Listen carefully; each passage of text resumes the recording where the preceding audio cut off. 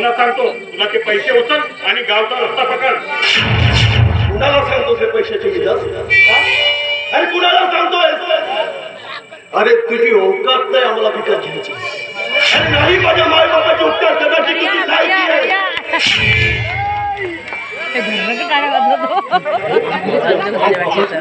त्याचे उपचार करण्यासाठी हा गोविंद जिवंत आहे. अरे स्वतःला जरी विकावं लागलं ना तरी माझ्या माय बाबाचा उपचार करायला मी समर्थ आहे. समजलं?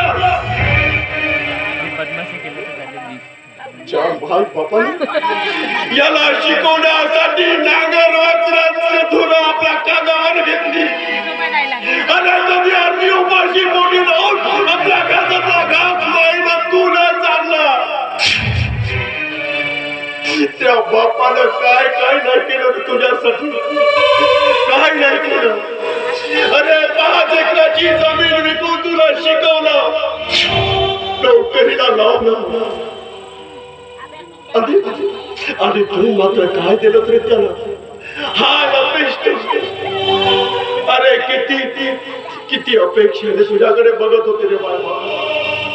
माझं पोरग शिकल, नोकरीवर लागा, पण 4 घास सुखात खायला मिळतील आणि तू मात्र हरामी निघालास.